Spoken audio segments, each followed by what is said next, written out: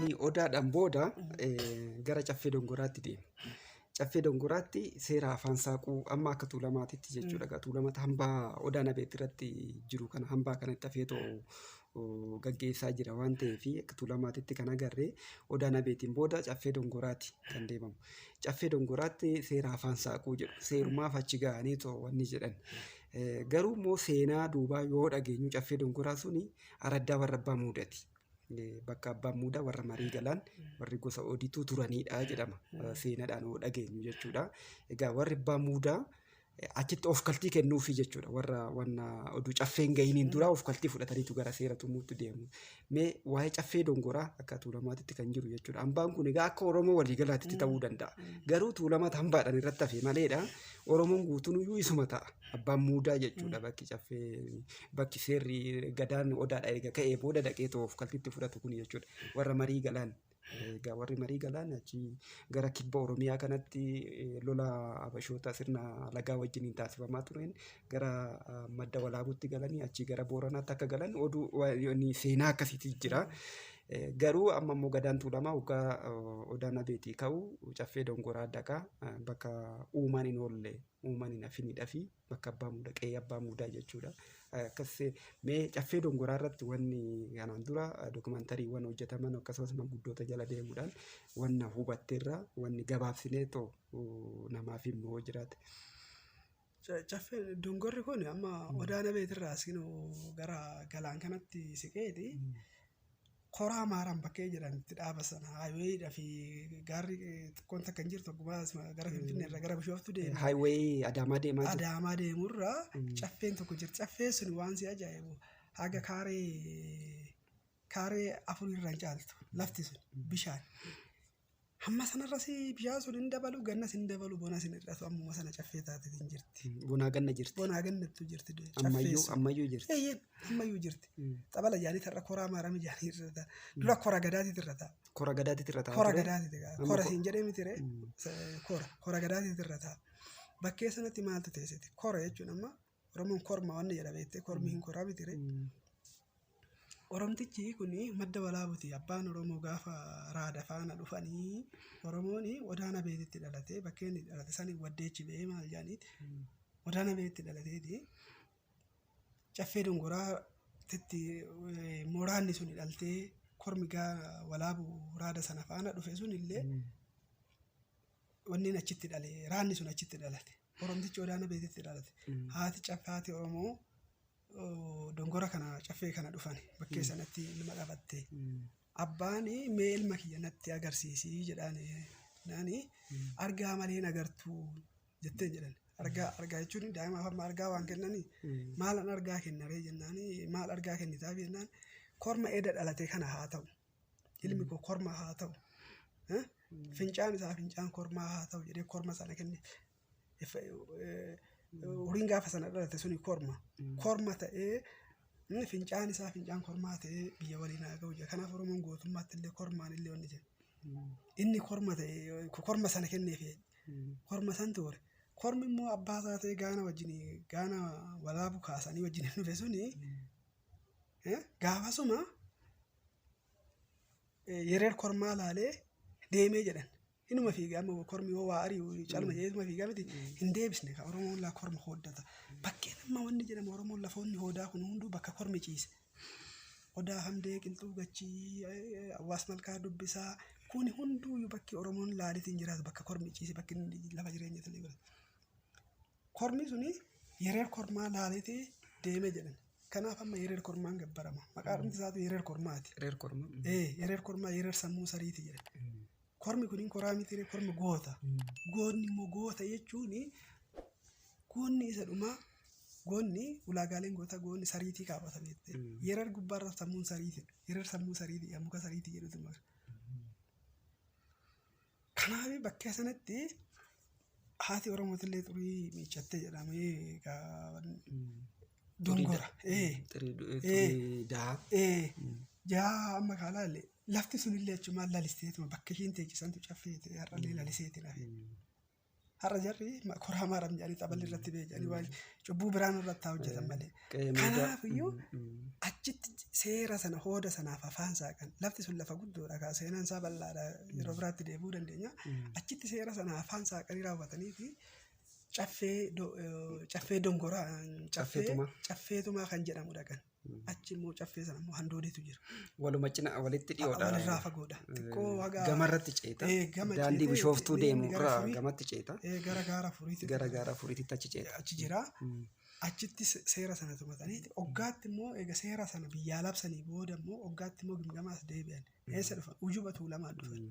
Caffee tumaatitti amma caffee dongoraarraa gara caffee dongoraatti of galtiidhuma fudhatu seera afaan saaqu seerri afaan saaqan seera abbaa filmaa seera ulfaati walumaa galatti seera homaayyuu hin sharafamne hin jijjiiramne amma fakkeenya waan ulfaa lafti ulfaa abbaan ulfaa haati ulfaa yoo jettu kana bara kamiyyuu kan baratti jijjiiramu qabu miti jechuudha seera akkasii qofaa lallabaniitu achi deemu eenyutu lallaba hayyuu gadaa saniitu afaan saaqa beeka saata wallaalas haa ta'u ishii dubbata kan sana achitti hafe seera ulfaadha qadaadduutu tumaaf warri hangafa isaanii warra hangafa gadaa hulluuqee manguddoo dur gadaa dabarsite caffee tumaatitti isaantu seera tumaaf isaantu seera sana hin dhangalaasan hin tumanas seera hin jijjiiramne kana hin dhangalaasan seera tumamu immoo miseensumatti tumata beekte seera haaraan tumamu jira dhangalaasuun fi tumuun adda adda kan dhangala'u hayyuurraa kan beekumsa kaawwanni waliigalaa seerri ulfaadhaa kun amma barri waaqni ulfinni waaqaa xiqqaatu hin jiru barri ulfinni lafaa xiqqaatu hin jiru seerri ulfaa kun akkuma jirutti seeruma kana lafa keessatti seera tumamu immoo miseensa tumata. Miseensa gadaa barasanaa jechuudha. Gadaa alangee fudhachuuf deemu. Yookiin alangee fudhatee jechuudha. Godaan abeetii ka'eetu. Kanaaf caffeetti kan caffee tumaatitti amma egaa seerri caffee tumaatti tumamu hin barreeffamu hin waraabamu. Sammuutti waraabama malee jechuudha. Sammumatti qabatta. Seerris halkanii kan tumamu. Saatu seera bakka sanatti yoo xiqqaate gara gadaa sadiif deemnee ilaallee irra walumaan mee seera achi jalatti tumamu kana jennee wanni ibsu hin jiru hoodas waan ta'eef jechuudha. Garuu halkani kan tumamu maaliif halkan akka tumamu guyyaa hagamiif akka turamu waan walii galaa jechuudha waan namni beekuu qabu kaan geettiidhaan geechee argita waan seeraa keessan seennu garuu geettumaan gaama. Caffee tumaatitti caffeen tumaayyuu caffee handoodeettis hin jedhama. Handoodee akkuma birootti jette gammukaa achi biqiluu wal qabatu. Mee waa caffee tumaa bakka argama isaa Finfinnuma qarqara beekamaadha.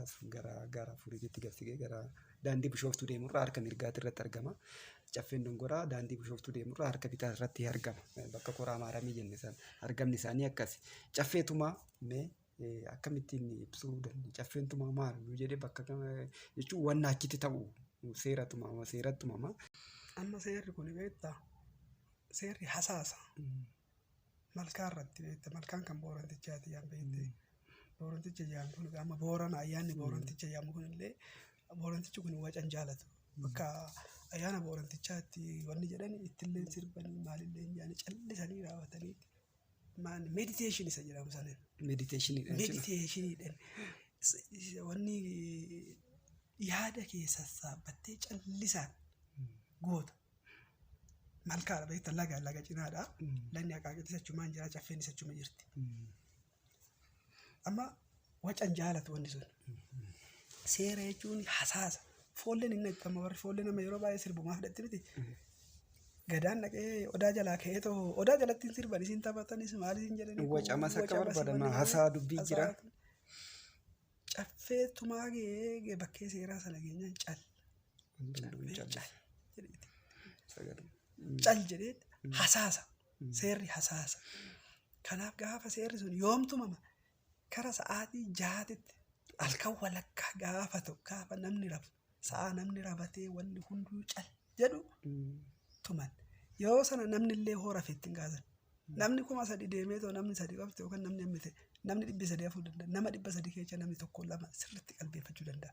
Seera sana hasaasan tumama. Karra fittiin kaasan. Karra dhorkaa waa barreeffachuuf yookaan waraabachuu yookaan maal jechuu dhiisiti. Nama seerarraa rafee ittiin kaasan. Seera waanuma sammuun isaa saramee ilaala seera. sammuun isaa saramee keessi isaa saramee seeramee fudhate qofatu nama waan cubbuu sammuu isaatitti cobse qofatu fudhata. Bara dhabamillee ni jira. Jechuun seerri tumamee fi namni sammuu sanatti qalbifachuu dadhabee yookaan namni dhabamillee hin jira. Kun seenaadhuma keessatti waan jiru. Maaliif gadaan bara kana seera tumate waggaa 16 booda immoo qadaaddu isaatii hin tumaatire warra kanatu seera sana dhangalaasa. Warra amma tumate kanatu waggaa 16 booda seera sana immoo qadaaddu isaa sana dhangalaasaa mitire. Bara wanni akkasii namni amma sanaatti illee nama amma sana keessa namni tokkollee dhabamee hulluuqqoodhaan fidattu jira. Hulluuqqoo jechuun gadaa biraatirra warra gadaa waggaa 20 yookaan waggaa 30 dabarse keessa manguddoo beektu barbaadanii hulluuqqoon fidan. Gadaa gamaa sana keessa gaafa fiddu ammoo walaannaa sii ta'uu danda'a. Walaannaa dhumaas. Hulluuqqoo jechuun waan godhamu godhaniitti irraa falanii waan ta'e hulluuqee akka kun amma duratti guula fi moggaasaa inni sana dhufee jara kanaa seera sana hayyuu suni barbaadamee dhangalaasa. Yoo walaannaa qadaaddu isaa keessaa dhabame. Qadaaddu isaa ittiin abboota isaatii keessaa utuu dhabame jechaadha. Kanaaf seerri suni halkan wanni inni ta'e dhugaadhuma immoo namni tokkos namni lamas ka dhalate hayyuu dhumaachi keessa namni tokko soo argame tokkichuma santu biyyaa kanaa gaha. Lama soo argame lamaanuma santu biyyaa gaha. Inni suni gaalaal hawaasa keessatti bultoo jedhame bultoo sini bulameetu waan achitti dhagaanii gale sana biyya guutuu miseensi gadaa shananii walitti dachee biyyaa labsanii inni sun gaasa inni safaroosaa bal'aadha. Achi keessaa namni seera sana qabate suni ebelu caffetaa ijaa jedhamee beekamtiin kennamaaf. Malee si filatanii beekte. Si filatanii jiru. Filannoonni jedhamu hin jiru. Atumti saramteetuma waan sanatti aduu sana qoratamee laalu warri gadaa duraan dabarsee beekus hin jira. Walaannan isaa hin jira. Abboonni isaa hin jira. Ta'anii ilaalanii hin dhaggeeffatan. Seera kana guyyaa guutuu kan halkan tumanne sana guyyaa guutuutti man. Warri tumeef sunis hin dhaggeeffatan. Warri duraan seera beekus hin dhaggeeffatan. Walaannan hin dhaggeeffatan. Warri mormuu hin dhaggeeffatan. Biyyi hin dhaggeeffatan. Sa'aa namni illee yoo dhaggeeffate hin dhaggeeffattu deemin jettuun guyyaadha. Gaaddis akkasitti guutuu keessatti seerri sun uummata dhaga'ee dhangala'a. Paarlaamaa amma igga mangistiin biyya tokko gaafa tumamu uummatatu mirkaneessaa miti. Uummataan mirkaneessifatan heera sana. Uummanni mirkaneeffate egaa booda sooddoo akkasitti jijjiillee akkasitti daachii akkasitti biyya hundaayyuu uummatatti labsanii uummanni kun kan keessaa mormu. Kan keessaa jaalatu maan keessaa kuffisu kun nuun taane kun nutti baay'ate kana nuu sirreessaa jedhanii miti. Oggaatti immoo walitti deebi'aniiti hunduu kan jiilleetis kan bachuutis waan mormame waan jaalatame kana fidanii walitti gamaaggaman. Eessatti ujubatu lamaatitti jechaadha. Dhaka koratti. Kora inni si beette. Amma achitti hin deebi'an oggaatti deebi'an dhaka kora. Ujubatu lamaati awwaalatu lamaati dhakaatu jira. Ujubatu lamaati irratti kora jedhaniin. Achitti dhaqaniiti guyyaa dhuma irratti mari'atan. Amma seerri kun mormame kana jaalatame kan sooddotis kan jiilleetis walitti fidanii cuuffanii keessaa baasan. Sirreessan immoo. Kan bultoodhaan laalamaa ture. Kan biyyaan laalame bultoo keessatti biyya keessatti bulamee biyyaan laalame sana waan sirratu sirreessa. Bultoon kun gosa gosatti miti. Egaa gosa gosatti. Hunduu gosa gosatti. Biyya kana guutuu bakka tokkotti wayii walitti yaamte dandeessaare. Wayii miidiyaadhaan labsita akka ammaa. Hunduu gosa gosatti fudhatee galaa jechuudha. Gaafa seerri kun caffeetumaatitti lallabamu yookiin immoo dhangala'u seera sana kan qabatetu gosa isaatti hin galeetu qeeqee ittiin galaa jechuun mana nama dhuunfaa hunda seenaa jechuudha. Bultoodhaan booda jechuudha. Gadaan shananuyyuu bahee dhaggeeffata. Biyyatti ittiin bula waan ta'eef seera bara sana waggaa 8 sana tumame sana. Bultoodhaan booda immoo gamaggamamee laalamee kunimaa itti dabalamuu dide kunimaa nu jalaa hir'ifame wanni uummata keessaa dhufurree hoo jiraate dhumarratti dhaka kora. Dhaka kora fuudhanii geechan. Dhaka kora jechuun bakka ujuba tuulamaa. Awwaala tuulamaa. Ujuba tuulamaa. Ujuba tuulamaa jedhanii egaa akka tuulamaatitti jechuudha. Ujuba tuulamaa. Dhakaa siidaa guddaa jira. Siidaan hayyichi muudellee siidaa sana koraniiti achirra lallabni inni qadaanni illee achitti godhama.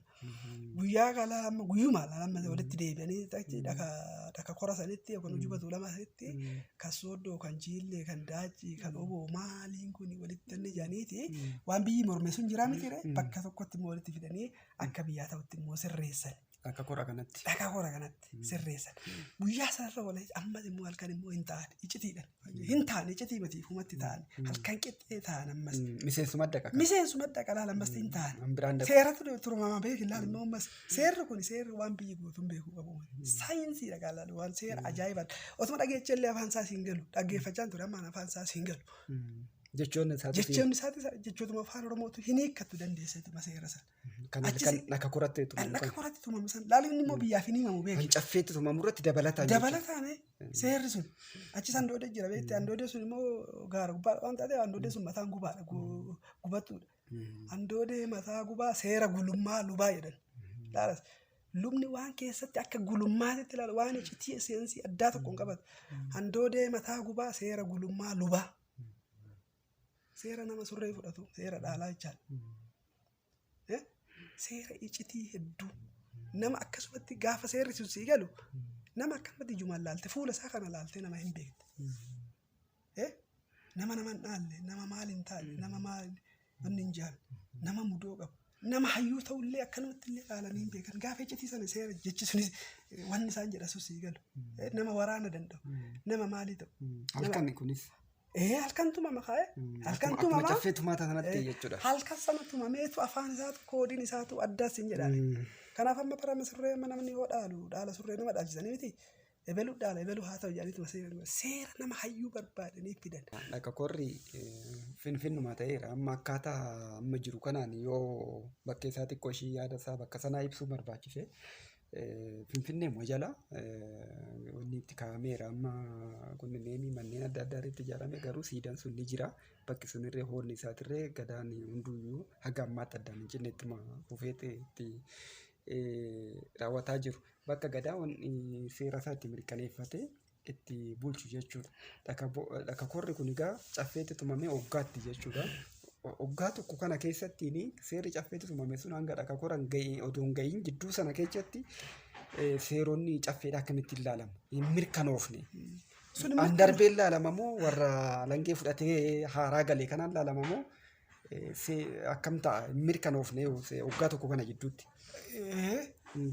Warra seera duraaniitiin ilaalama hamma mirkanaa'utti. Hamma dhaka kora ga'utti.